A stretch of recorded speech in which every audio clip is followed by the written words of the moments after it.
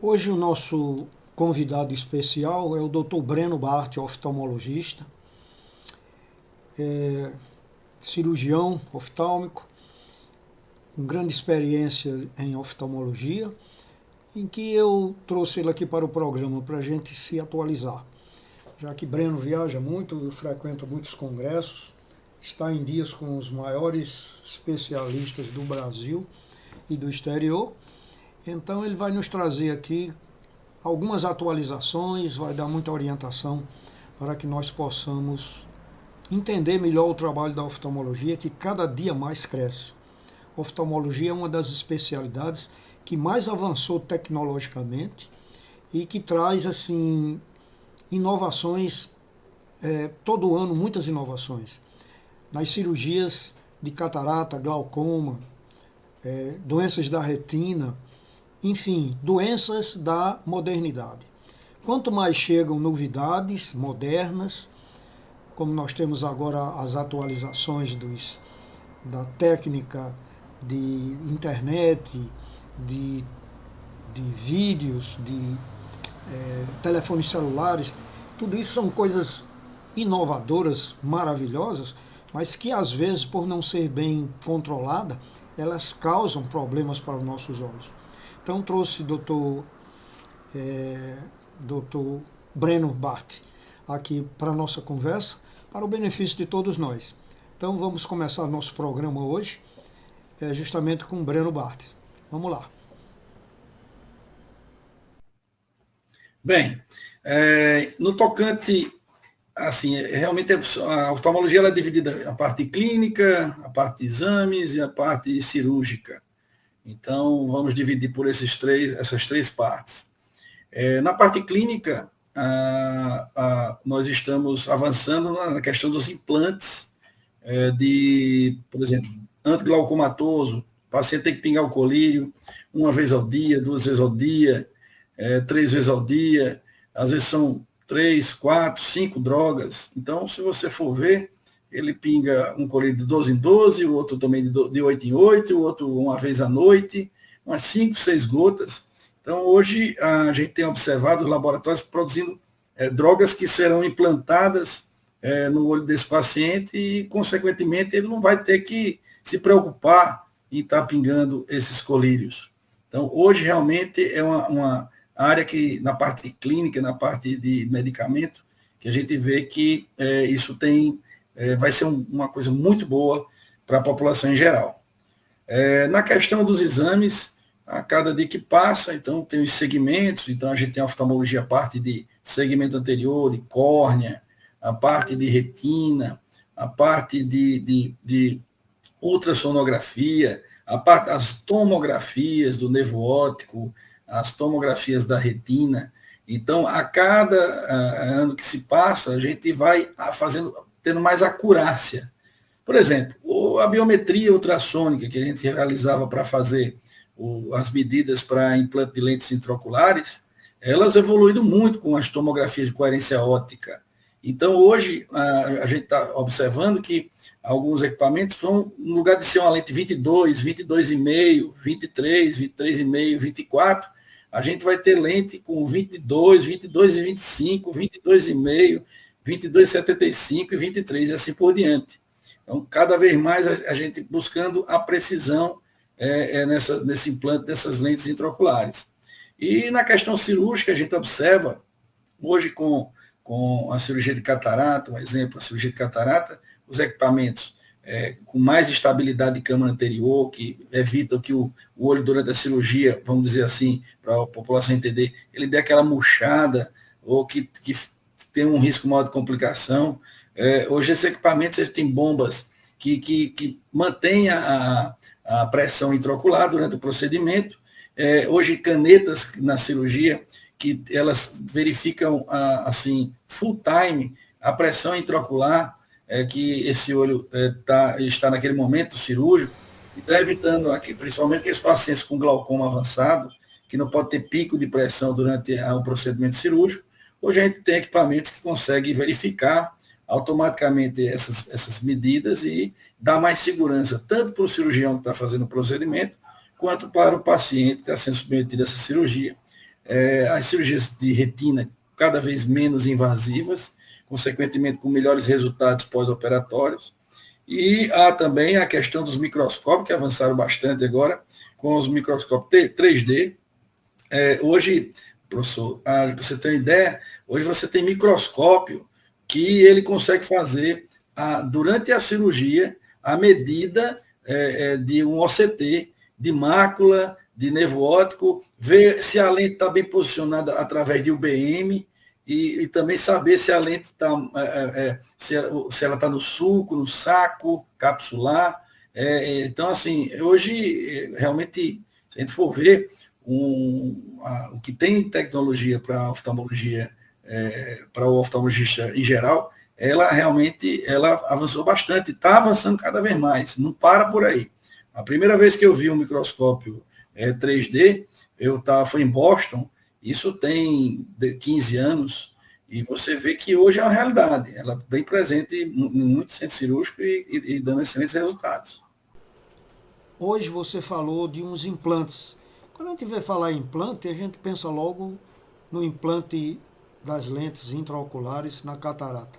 Atualmente, como é que vai ser esses implantes para o paciente não se preocupar em ter esquecido, a gota caiu dentro, caiu fora? Como seria isso? A gente vê, por exemplo, nas injeções intravítreas, que a gente já é para um outro tipo de tratamento, que é a degeneração macular, retinopatia diabética. Então, a gente coloca um pinozinho que vai se dissolvendo com o tempo. Então, seria mais ou menos a mesma tecnologia.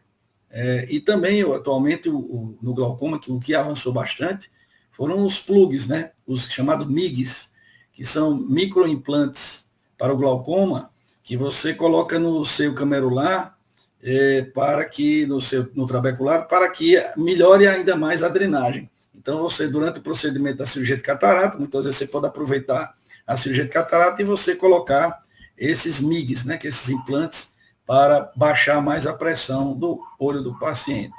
E é uma realidade. Eu não vejo que isso vai demorar muito tempo para que seja popularizado. Claro que essa fase aí, para o tratamento do glaucoma em relação a colírios, ele ainda vai levar um pouco de tempo, porque tem um custo muito alto e ainda não tem um acesso à população como um todo. Mas, em breve, eu creio que nos próximos 5 anos, a gente já tenha isso como uma realidade nas nossas clínicas. Breno, isso que você está falando, porque, na realidade, existem problemas mesmo em relação aos colírios. Eu me lembro que, acho que no começo desse ano, ou no fim do ano passado, apareceram muitos colírios novos. Quer dizer, para o paciente e para nós médicos, quanto mais melhor. Mas teve um deles que ia chegar como uma bomba, mas eu pelo menos deixei de utilizar porque ele causava uma hiperemia e um mal-estar terrível no paciente. Quer dizer, tem alguns lançamentos que eles falham. Eu não sei se você teve a mesma experiência, já que a gente não precisa falar em nome de medicamentos aqui, mas teve um colírio que eu noto que os pacientes, vários deles que chegaram no meu consultório, tinham a mesma reclamação. O olho queimava muito, ficava muito vermelho e alguns pacientes apresentavam quase uma quimose com o uso dele. Esse colírio, ele vinha dentro de cada gota 3 substâncias diferentes. Quer dizer, o paciente com uma gota estava colocando 3 colírios. Eu não sei se você tem algum comentário sobre isso, mas no meio dessa história, existem muitas outras maravilhosas. Quantos colírios bons que nós tivemos de poder substituir quando o paciente não está bem ou quando a pressão do olho não está funcionando normal, não é isso? É verdade, professor. O senhor se lembra quando, há 20, vamos dizer assim, há 28 anos, 30 anos atrás, o nosso arsenal para o glaucoma de colírio era pilocarpina, era betoxalol e timolol. Praticamente era só isso, né?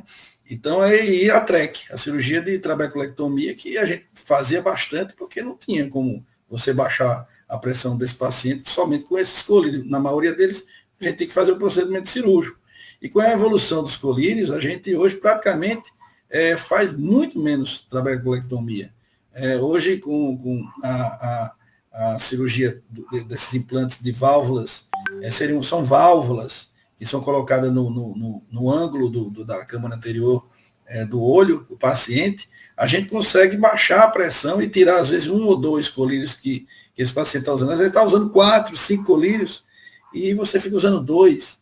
Cada droga que a gente usa, ela vai provocar efeitos colaterais que realmente são danosos. Esse colírio em especial, que o professor falou aí, esse colírio, ele é um excelente colírio. Ele é um excelente colírio. Eu tenho pacientes que se dão muito bem com ele, mas realmente tem alguns pacientes que não se dão de maneira alguma.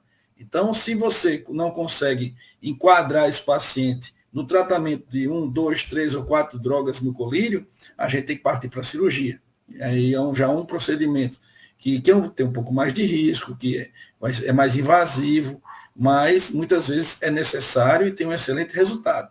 Então, é por isso que a gente que faz tratamento de glaucoma, a gente tem que ter um diálogo aberto com o paciente, mas muitas vezes dar as amostras grátis para poder experimentar esse colírio e daí a gente utilizá-lo ou não, ou associar com outro, ou trocar.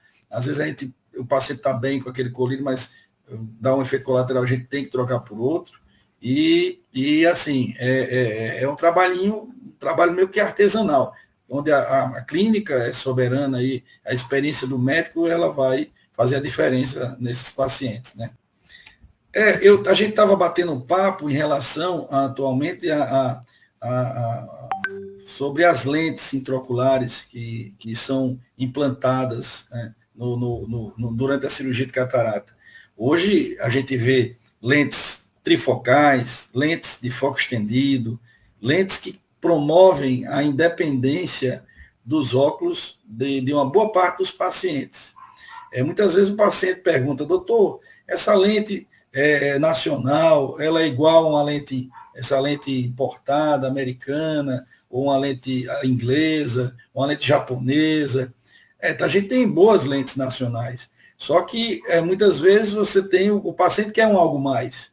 Ele quer, muitas vezes, se libertar dos óculos, ele quer uma tecnologia que tenha proteção de filtro azul, que tenha um filtro amarelo, que tenha proteção ultravioleta, que ele não precise trocar mais essa lente no decorrer de sua vida. Então, muitas vezes é necessário implantar produtos que se adequem ao paciente, que só o médico, com os exames que são realizados, ele vai dizer qual aquele que ele vai se adaptar melhor e vai ter uma vida liberta. É muito assim, a gente fica muito feliz quando o paciente retorna e diz, poxa, doutor, como minha vida melhorou, minha autoestima mudou, eu estou tão feliz, poxa, eu nasci casada com isso aqui, com esses óculos, e assim, o fato de se libertar depois de uma cirurgia de catarata é uma coisa que realmente não tem preço e que, assim, foi a melhor coisa que eu fiz na minha vida nos últimos tempos. Então, a cirurgia de catarata é uma cirurgia muito segura para o paciente, mas envolve muita tecnologia para a gente ter um resultado que realmente pleno.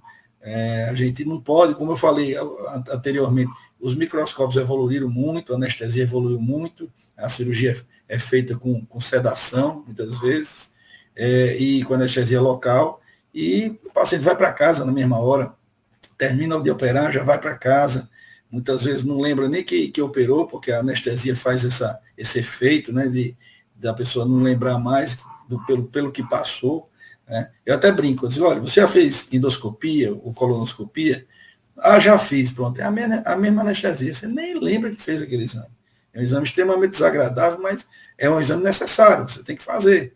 Porque a gente, hoje em dia, tem que, dependendo da idade, você tem que se submetendo a certos exames preventivos, para evitar doenças como câncer de reto, de colo. Então, tem que fazer a colonoscopia, tem que fazer a endoscopia. Aqui, então, aquela anestesia desses exames é a mesma que a gente usa na cirurgia de catarata, praticamente é a mesma.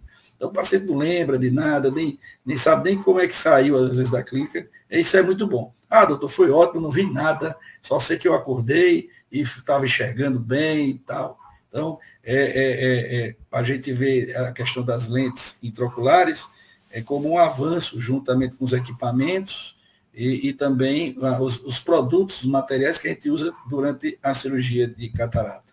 Breno, é o seguinte, eu quero voltar mais ainda a essa história aí das lentes, porque existe muita conversa, né, em torno disso, e às vezes o paciente chega meio querendo saber muita coisa sobre as lentes, e a gente vai explicar o que você acabou de falar aí, e ele fica preocupado com o preço. Então, normalmente, tem cirurgia e tem pacientes que necessitam um tipo de lente especial.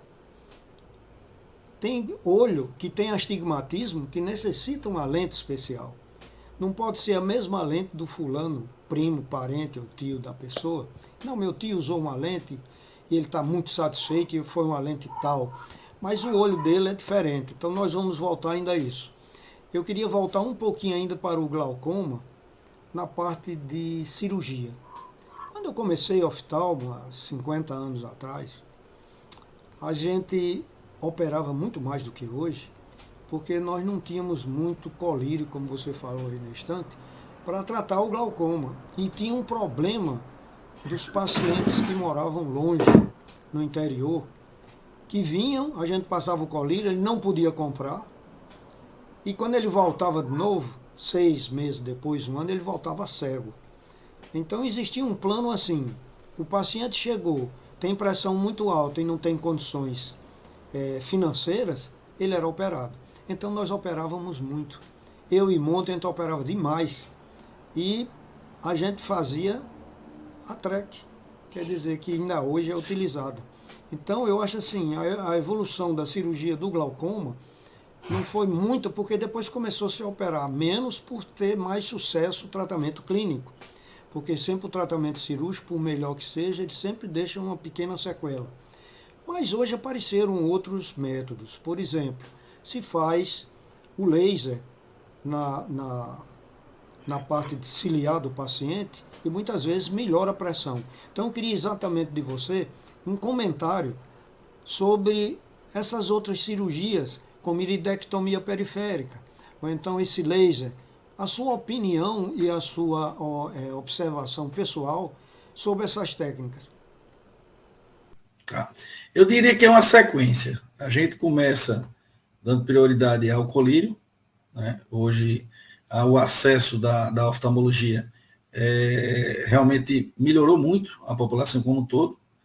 Vale lembrar que hoje o SUS ele fornece esses colírios gratuitamente. Muitas cidades do interior e muitas cidades, os rincões do Brasil, existem clínicas credenciadas que fazem esse exame desse paciente e também que fornece o colírio para o tratamento desse paciente o resto da vida dele. Então é um projeto glaucoma, é um projeto muito bacana, que toda a população brasileira tem acesso a esse tipo de projeto. É só procurar em suas secretarias municipais onde é feito esse tipo de projeto e recebe seus kits a cada 3 meses, o kit com tratamento pleno de todo esse período, e enquanto ele vai receber novamente aqui, no 3 meses depois. No caso da falência do tratamento com colírios, a gente tem também o medicamentoso oral, que já é um pouquinho mais cheio de efeitos colaterais, mas daí a gente parte para as cirurgias. Hoje tem a TREC, que ainda continua sendo bastante realizada, a iridotomia laser, você pode fazer o tratamento também, como você falou, dos processos ciliares com laser para fazer uma fotocoagulação, com isso também consegue diminuir a pressão intraocular.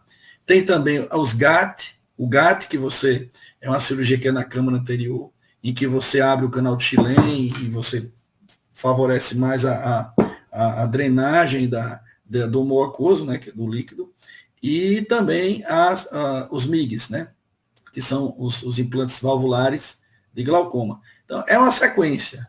A gente vai do menos complicado, usando uma droga, depois 2 drogas, 3 drogas, 4 drogas, às vezes 5 drogas, e daí vamos partir para a cirurgia.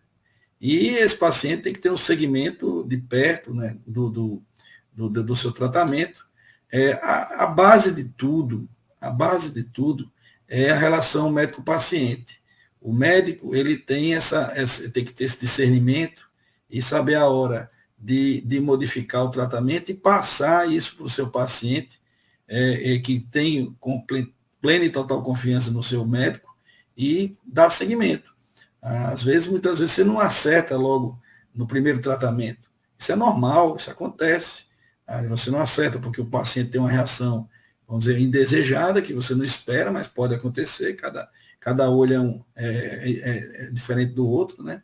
E daí você vai partindo para outros tipos de tratamento. Daí, muitas vezes, é a experiência desse médico. Muitas vezes o médico também não faz glaucoma.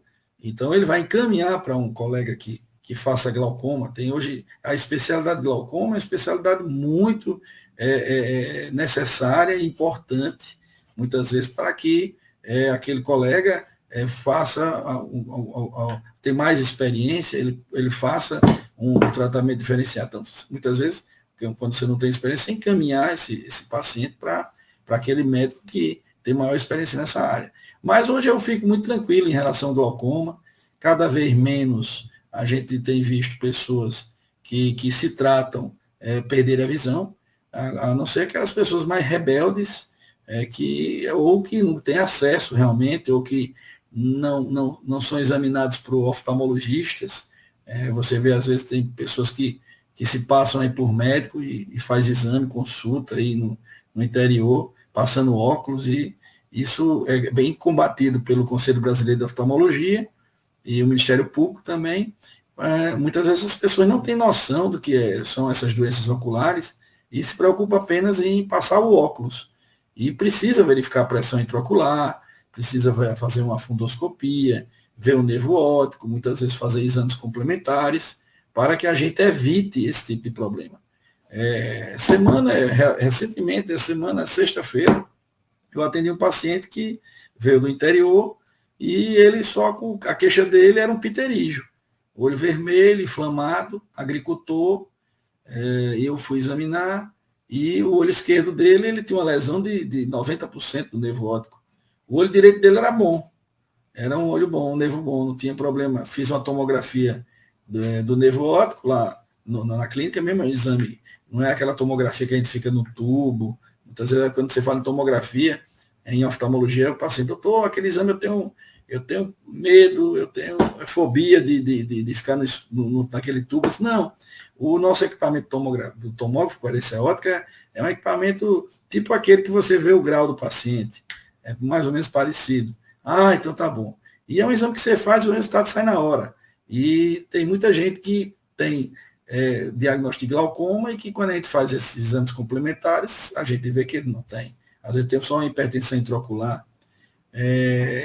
Então, assim, procurar o seu médico de confiança, procurar um oftalmologista e sentir confiança nele. Às vezes um amigo já conhece o médico, encaminha o amigo lá, vai naquele doutor, ele é muito bacana e tal.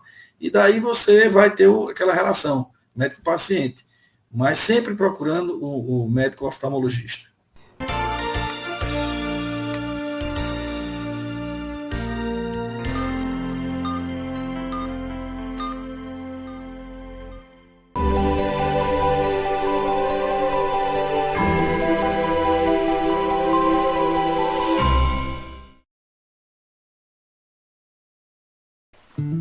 A vida é feita de momentos inesquecíveis. Em um deles, eu te convido a desfrutar em clima serrano, na cidade de Monte das Gameleiras, onde a natureza está presente da melhor forma. Aqui a sua imaginação flui e a sua energia se renova a cada momento. Vem desfrutar desse paraíso conosco. Pousada Encanto dos Pássaros. O paraíso é aqui. O que é um sonho para você? Algo distante, utópico, inatingível? Para nós, um sonho é algo que, com trabalho, dedicação e foco, podemos alcançar. Nossos valores chegam até você em forma de sorvete, picolé, cobertura, casquinha, canudos wafer, água mineral, gelo mineral e polpa de fruta. Um mix de produtos que, assim como nossos sonhos, não param de crescer. Este é o Grupo Esterbom. Qualidade que surpreende. A TV House é uma assistência técnica especializada em televisões de todas as marcas e autorizada das marcas Mondial, Mallory, Cadence, entre outras. Somos a escolha confiável quando se trata de resolver qualquer problema com a sua televisão, cafeteira, liquidificador, ventilador, micro-ondas e muito mais. Com uma equipe de técnicos altamente treinados e qualificados, estamos prontos para diagnosticar e reparar qualquer tipo de falha do seu eletrodoméstico. Funcionamos de segunda a sexta, das 8 às 17 horas e sábado, das 8 às 12 horas. Venha fazer o seu orçamento sem compromisso.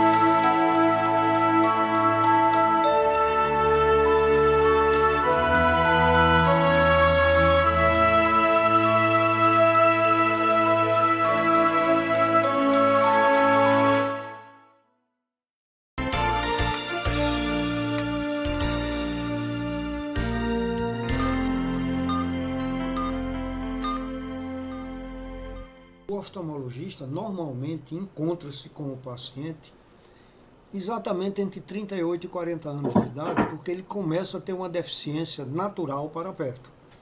E é nesse momento onde o oftalmologista, ao examinar o paciente, talvez para passar um óculos para perto, vai descobrir uma série de doenças que ele só iria procurar 2, 3 anos depois, já com a desvantagem de ter lesões na retina, no nervo óptico, etc. E é isso que ultimamente aconteceu muito no nosso país. São óticas, são pessoas inadequadas para ver patologia ocular, que simplesmente muda o óculos do paciente, passa um óculos para o paciente e ele se torna tranquilo por mais um ano, porque melhorou a visão e ele achou que era só o óculos. E deixa de ser diagnosticado uma doença grave que poderia se tratar de início e o paciente não ter nenhuma sequela. Então é importante que o povo entenda que às vezes é mais fácil você entrar num local onde nem seja oftalmologista a pessoa, ou então seja somente uma ótica, que você poderá fazer um óculos e sair com uma série de coisas desagradáveis para o resto da sua vida. O ideal é você fazer o exame com o médico e oftalmologista. Senão, isso passa desapercebido e mais na frente o problema é bem mais sério. É isso mesmo, Breno? Então, eu queria entrar agora naquele plano que você falou na estante, que é a operação de catarata. Hoje em dia, a operação de catarata, os pacientes conversam tanto um com o outro, que ficou banalizado. Tem paciente que chega no consultório e diz assim, eu queria fazer aquela operação bem simples, que é uma operação de catarata. A tecnologia aumentou muito, os médicos se tornaram especialistas nesse trabalho, e realmente quando isso acontece, a técnica torna-se mais simplificada, mas ela é muito especificada, muito especificada. Não é toda pessoa que consegue fazer e precisa ter anos e anos de trabalho para poder realizar essa cirurgia. Então, Breno, queria que você falasse mais um pouco sobre a importância do paciente entender o que é uma cirurgia de catarata. E também, quando o médico conversa com ele sobre a lente, porque todos os planos dizem ao paciente que fornece a lente. Mas essas lentes eu normalmente não coloco no meu paciente, porque não são lentes que vão me dar a condição que o paciente necessita para ficar satisfeito e vendo melhor. E quando acontece algum problema por conta disso, o paciente vai dizer, me operei com o doutor fulano. Quer dizer, o médico tem que ter cuidado para não aceitar determinadas propostas. Então, sobre isso, queria que você estendesse um pouquinho mais sobre a operação de catarata, a tecnologia dela, que está cada dia mais perfeita, e a escolha da lente para substituir o cristalino que está com catarata. Os americanos falam, é um termo que eu gosto muito de falar, que chama share time, que é o tempo de cadeira. O que é o tempo de cadeira? É o tempo que o médico e o paciente vão discutir o seu procedimento cirúrgico.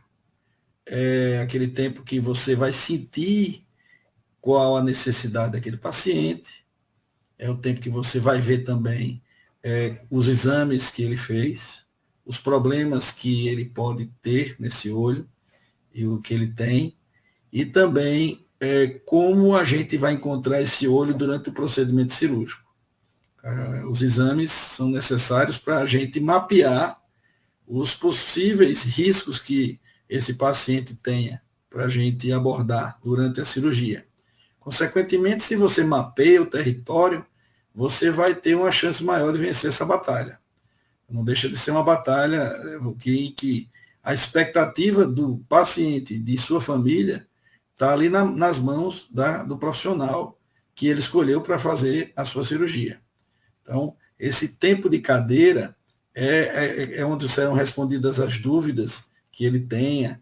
Eu gosto muito quando vem com acompanhante, é um familiar que vem perguntar e às vezes até, o doutor falou isso aí. Eu me lembro que ele falou durante a consulta. Muitas vezes o paciente é idoso, ele vem sozinho, então eu prefiro até que traga alguém para que a gente possa conversar e esclarecer todas as dúvidas e a expectativa que esse paciente tenha. Porque eu digo muito, quando eu faço uma cirurgia, eu estou administrando várias expectativas. Não é só o paciente, é a esposa, é o marido dela, os filhos, é o irmão, é a família, né? Todo mundo faz. Papai vai se operar amanhã de catarata. Queria oração, tia. Reza aí para papai dar tudo certo na cirurgia dele. Ei, pessoal, vamos todo mundo aqui se concentrar, que papai está sendo operado, ou mamãe, ou meu irmão. Então, aquilo ali não é só aquele paciente que está na sala comigo, que eu penso na expectativa somente dele. Mas eu vejo e sinto a responsabilidade da expectativa da família que a gente vai operar. Você não opera só o paciente, tem a família por trás disso tudo. Então, você explicando tudo isso, muitas vezes você pega um paciente que vem e é um caso grave para se operar. Eu digo, olha, seu caso é um caso ruim. É um caso ruim de operar. É uma catarata muito dura, a idade já é muito avançada, já deveria ter feito essa cirurgia há muito mais tempo. Hoje a gente prefere operar as pessoas o quanto mais inicial a catarata, melhor. Dependendo do olho que ela tenha, dos detalhes que esse olho tem, a gente prefere operar mais cedo a catarata. Aquela história de esperar amadurecer para operar, isso aí não existe mais. A gente opera quando começa. E então, assim, quando chega aquele paciente que teve tanto medo e vem quando já está cego para operar, então vai ser uma cirurgia muito mais difícil. Vai ser uma cirurgia muito mais difícil para o cirurgião. E, consequentemente, a chance de complicação aumenta. E você tem que... Eu passo isso para o meu paciente. Olha, seu caso não é bom. Agora, eu tenho experiência de operar olhos iguais a esse seu. Mas é um caso ruim. Pode complicar, eu tenho que fazer um outro tipo de procedimento para poder complementar essa cirurgia. Então, assim, vamos focar aqui, vai dar certo, mas deveria ter feito antes essa cirurgia. Então, assim, tem que dividir. Então, o tempo de cadeira é importante para a gente dividir também a responsabilidade e tirar as dúvidas que, muitas vezes, no pós-operatório, aquelas dúvidas que a gente respondeu, o paciente vem com elas de novo. E você dizer assim, olha, lembra que eu falei isso para você? Foi, o senhor falou. Então, assim, eles vêm sabendo da resposta, mas perguntam a mesma coisa para ver se você realmente está lembrado, né, daquela ansiedade que ele tinha. Então, eu disse a você que você não ia ficar enxergando logo nos primeiros dias. Você vai ficar ruim, aí vai clareando, e pum, aí clareia. Então, mas isso é bom passar antes de operar, para que o paciente não gere expectativa. Uma amiga minha operou, no outro dia estava vendo tudo. Eu tenho vários pacientes que operam e no outro dia está vendo tudo. Mas como é seu olho? Esse paciente tem a diabetes, tem 85 anos, tinha uma contagem arterial baixa, tinha uma catarata negra, não operou porque tinha medo de operar e teve que operar agora que estava sem enxergar nada. Então, assim, cada caso é um caso, né? Claro.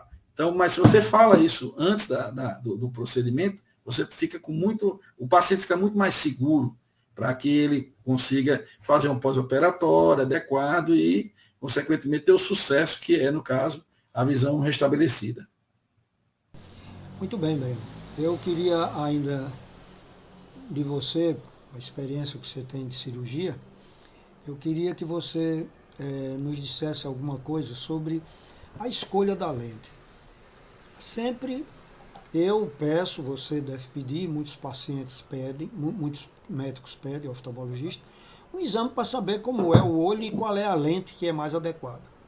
E existem outros processos que são feitos assim, de juntar muita gente, operar às vezes, que não são feitos todos esses exames, e o pós-operatório às vezes apresenta uma série de complicações por causa dessa má escolha. Ou então botar uma lente muito boa, mas o olho ter anteriormente uma lesão de retina ou nervo óptico.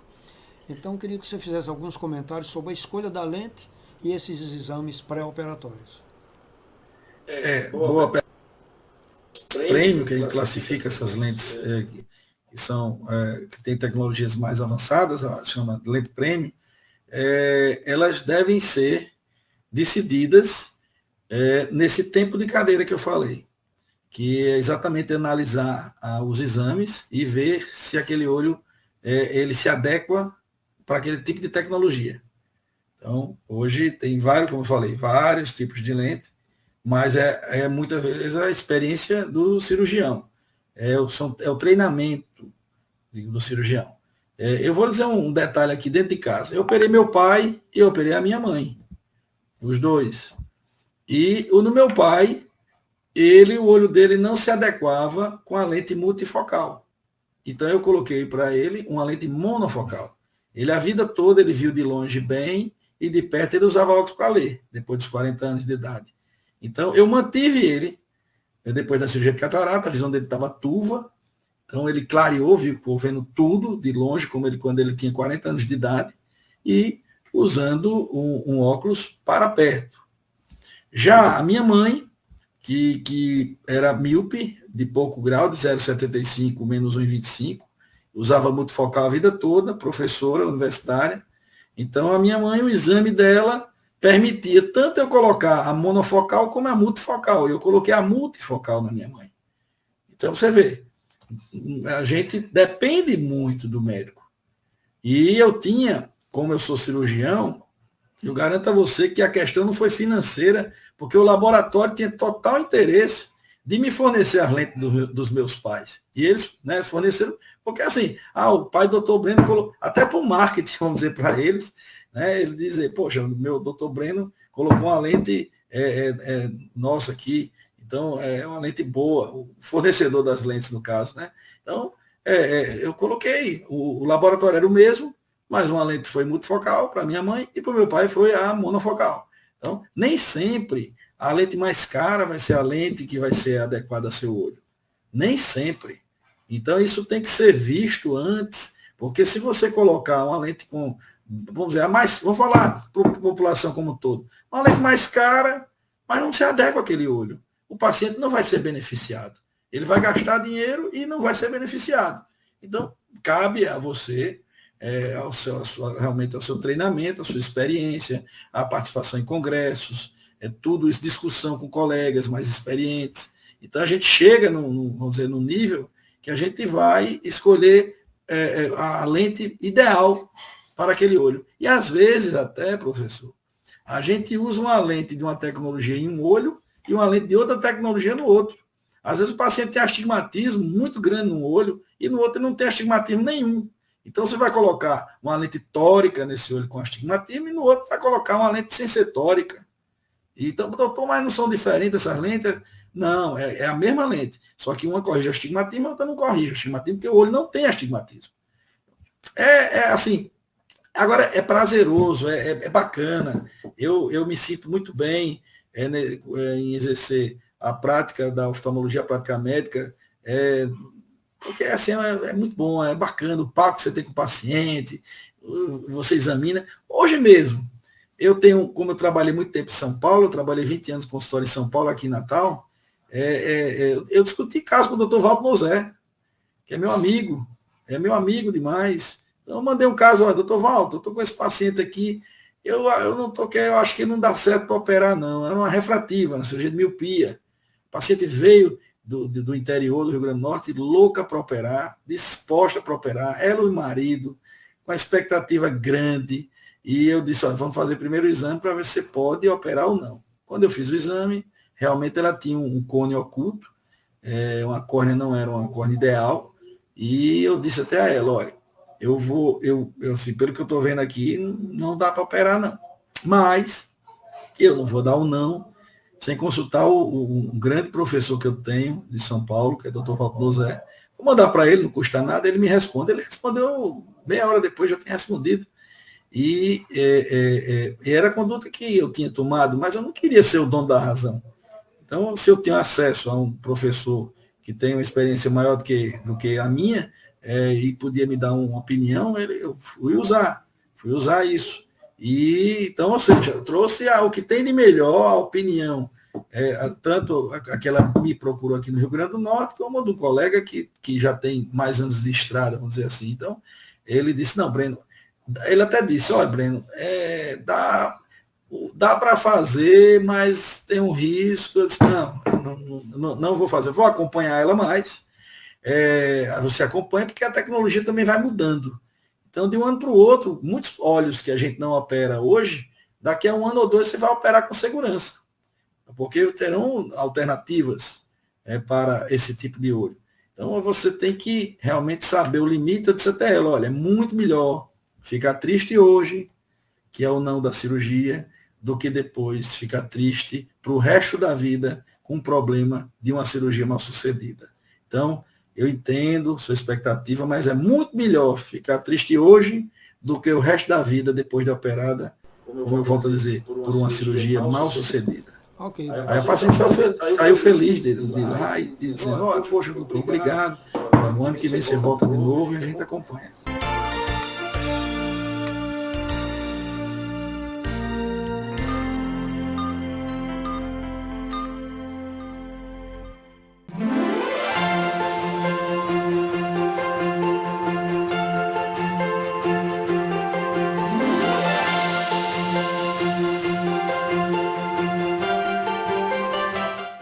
Que nesse Natal você e sua família possam desfrutar as bênçãos do nosso Senhor, trazendo para o coração de cada um de vocês muita paz, muita harmonia, muito amor.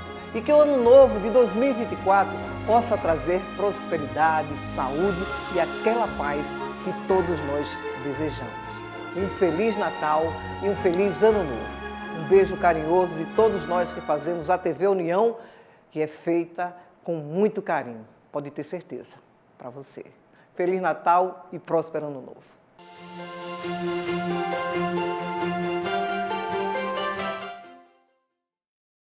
O que é um sonho para você? Algo distante, utópico, inatingível?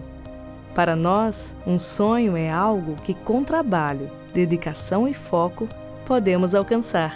Nossos valores chegam até você em forma de sorvete, picolé, cobertura, casquinha, canudos wafer, água mineral, gelo mineral e polpa de fruta. Um mix de produtos que, assim como nossos sonhos, não param de crescer. Este é o Grupo Esterbon. Qualidade que surpreende. A vida é feita de momentos inesquecíveis. Em um deles eu te convido a desfrutar em clima serrano, na cidade de Monte das Gameleiras, onde a natureza está presente da melhor forma. Aqui a sua imaginação flui e a sua energia se renova a cada momento.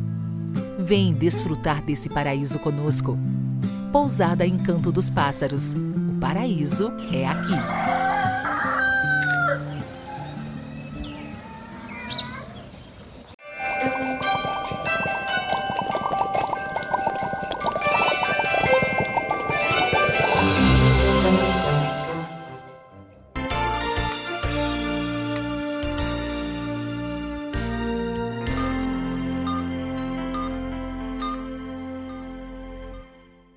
já que você falou em refrativa, é uma cirurgia espetacular para você corrigir óculos de pessoas que não querem andar com eles.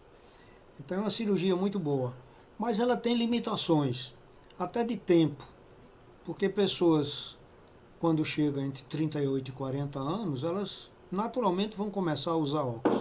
Então chegam pessoas já próximas dos 40 querendo fazer a cirurgia, e muitas vezes eu não acho interessante, porque ela vai passar muito pouco tempo sem óculos. E eu não gosto de deixar um olho para longe e outro para perto. Mas eu gostaria que você dissesse a boa indicação da lente, o tipo de córnea que é interessante, para a gente poder levar isso mais para o pessoal que está assistindo o nosso programa. Ok. Se tem uma cirurgia que o senhor sabe mais que eu fiz mais na minha vida, foi a cirurgia refrativa. Então, sempre fui conhecido no Brasil como um cirurgião refrativo. E a catarata hoje é uma cirurgia também refrativa. A cirurgia refrativa, aí eu volto novamente para o tempo de cadeira, o share time. Às vezes, você tem pessoas que usam óculos grosso, pessoas que têm trauma de usar óculos e que usavam a lente de contato e, de repente, essa lente ela veio e teve uma intolerância e o paciente não tem mais condição de usar a lente de contato, por alergia ou por chance de infecção. Então, esse paciente, ele vai buscar o especialista para dizer, poxa, eu tenho alguma alternativa a não ser ter que usar óculos? Então, você tem que pesar. Eu opero paciente com 40 anos, com miopia, e você diz, poxa, mas ele quando for mais na frente, operando a miopia, ele vai ter que usar óculos para perto. Mas uma coisa que é importante é que a cirurgia ela torna você uma pessoa normal. Vamos dizer assim, no sentido de uma pessoa hemétrope. Como é que é uma pessoa hemétrope? Uma pessoa que não tem grau. Ela vê de longe de perto até os 40, depois de 40 ela usa óculos para perto. Se você for operar um médico, ou um juiz, ou um advogado, ou um professor, com menos 1,75, com 40 anos, eu digo a ele, amigo, não opera não. Não vai fazer essa cirurgia não, porque você passa o dia lendo, você tira o óculos para ler. Quantos por cento do seu dia você está olhando para perto e quantos por cento do seu dia você está olhando para longe? Ah, doutor, eu passo do dia, da vigília, eu passo 15% vendo para longe. E o restante eu estou vendo para perto. Aí você vai operar esse paciente, aí ele vai passar 75% do dia ou 80% do dia usando óculos, que ele não usava. Isso não pode. Mas você tem também aqueles casos, aqueles pacientes que vêm e que têm 1 grau de miopia. 1 grau de miopia. 0,75 grau de miopia. Doutor Breno, o senhor já operou o paciente com 0,75 grau de miopia? Já. Quem? Quem fez 0,75 é muito pouco. Candidato e a piloto da AFA, da Academia de Força Aérea. Essa semana eu estava na livraria do Midway, do shopping, e fui comprar um livro da biografia que eu queria ler, e encontrei um paciente meu. Esse paciente jovem, ele deve ter uns 20 anos, 19 anos, e ele veio me agradecer e dizer, doutor Breno, eu fui aprovado, estou me mudando para Pirassununga agora em janeiro. Meu sonho era ser piloto. E eu consegui passar. Eu fui reprovado no teste físico, lhe procurei, o senhor me operou e eu passei, e eu estou realizando o sonho da minha vida. Ele sempre quis ser piloto. E ele tinha 0,75 graus, mas ele não passava na prova física. Esse paciente não pode usar lente de contato, ele não pode ter óculos, ele tem que ser 20/20 sem correção. Então é o paciente que você vai operar.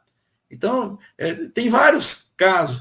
Paciente que é atleta, paciente que faz windsurf, faz kitesurf, tem 40 anos, o cara é empresário, é esportista, lê pouco, a visão dele é ao longe, tem miopia de 3 graus, pode fazer. 40 anos, 45. Para o paciente que está nos escutando, muitas vezes ele não está entendendo o que a gente está falando aqui. O oftalmologista vai entender um pouco mais. Mas, assim, o que eu quero dizer, deixar o recado, é que realmente você tem que levar o seu problema para o seu médico e expor o seu problema, e ele tem que ter o share time. Eu volto a falar nisso, que para mim uma das coisas mais importantes na medicina é o tempo de cadeira. É você escutar o paciente, o desejo dele, a ansiedade dele, e entrar nesse paciente e ver como é que ele a expectativa que ele tem. Então, o tempo de trabalho, né? Eu já estou completando agora 28 anos de medicina, isso vai fazer com que você tenha mais aquela virada de chave, você dizer, poxa, esse caso dá para fazer, esse caso não vale a pena. Não, vamos insistir um pouquinho mais na lente. Você se dá bem com a lente? Ah, doutor, eu me dou bem demais com a lente, eu adoro lente. Ah, então, vamos fazer assim. Então, é muito, cada pessoa, não tem uma receita de bolo.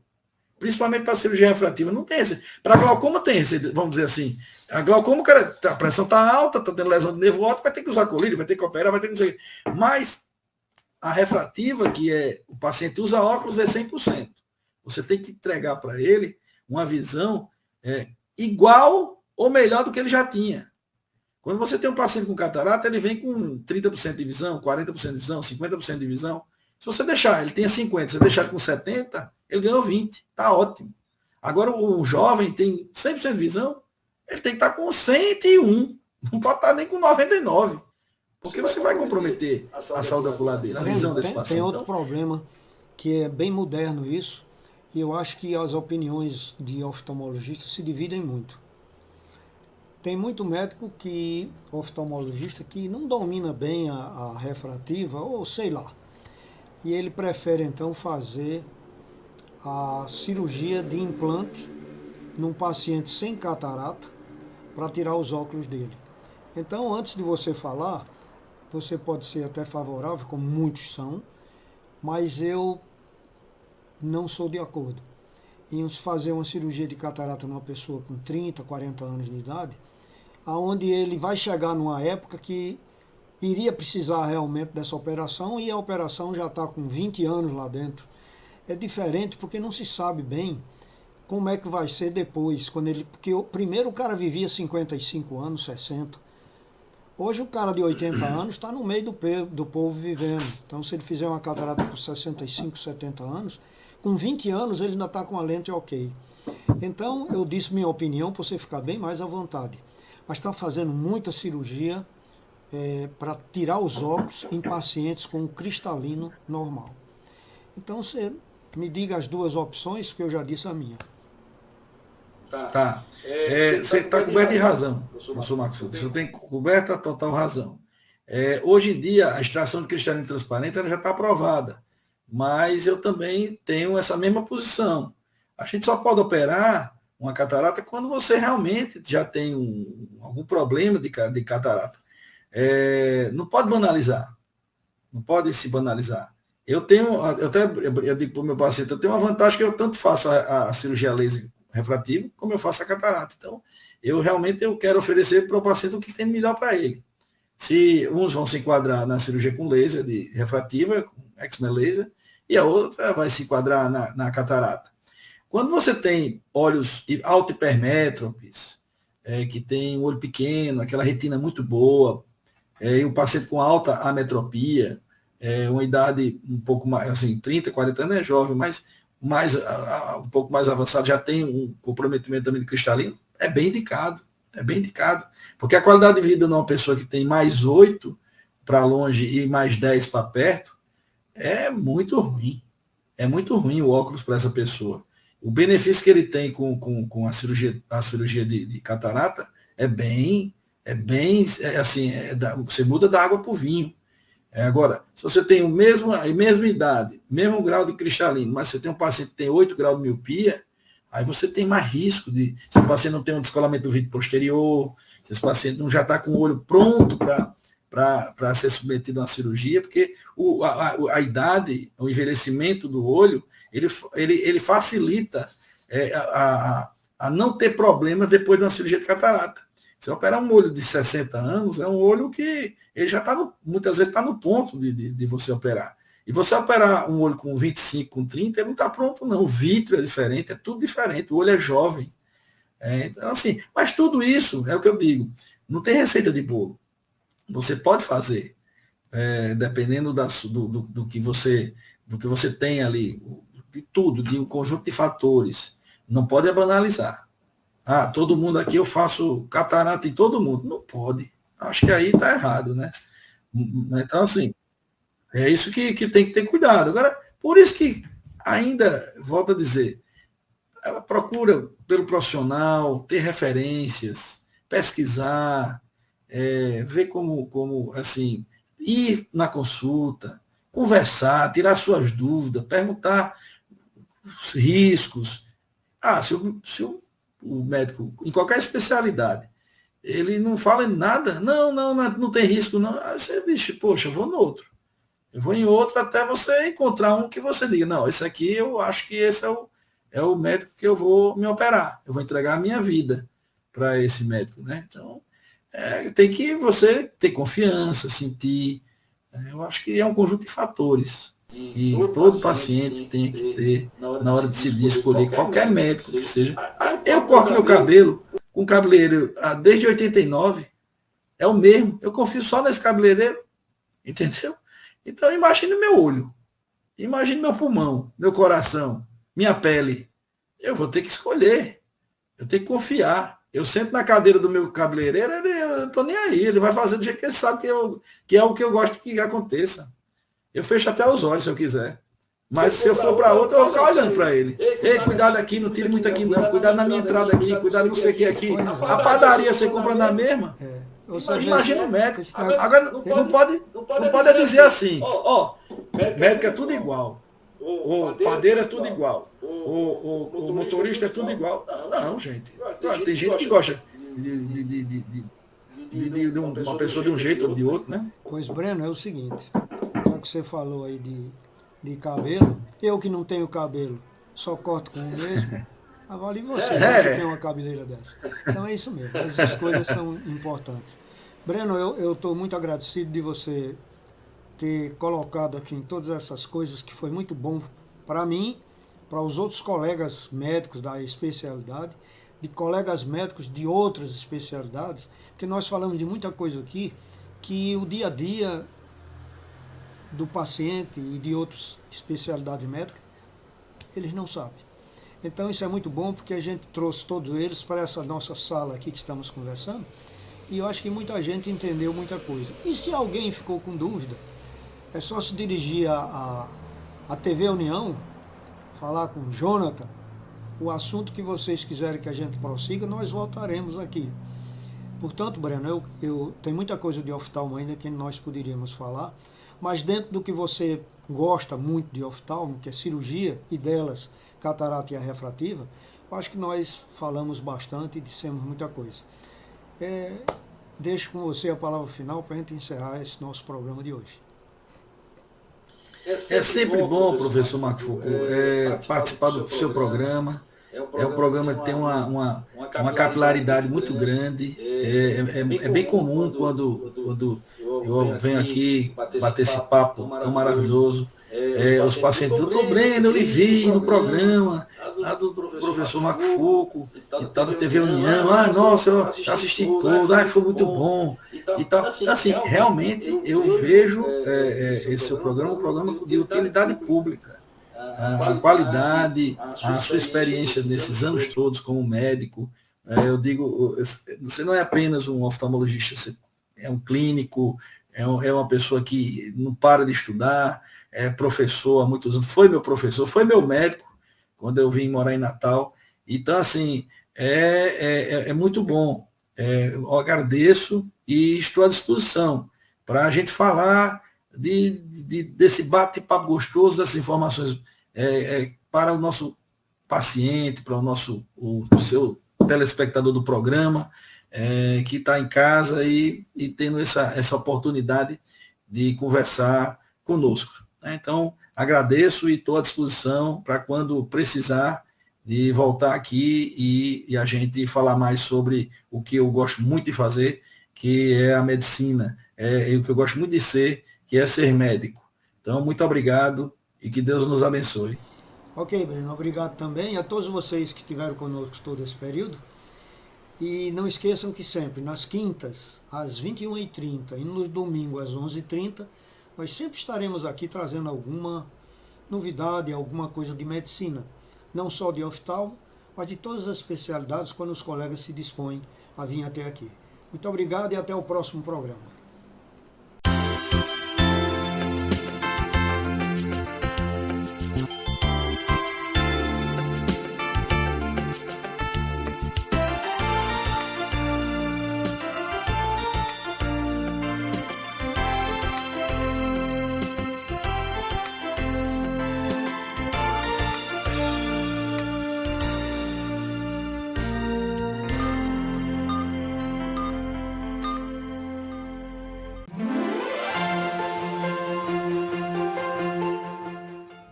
Que nesse Natal você e sua família possam desfrutar as bênçãos do nosso Senhor, trazendo para o coração de cada um de vocês muita paz, muita harmonia, muito amor. E que o ano novo de 2024 possa trazer prosperidade, saúde e aquela paz que todos nós desejamos. Um Feliz Natal e um Feliz Ano Novo. Um beijo carinhoso de todos nós que fazemos a TV União, que é feita com muito carinho. Pode ter certeza, para você. Feliz Natal e próspero Ano Novo.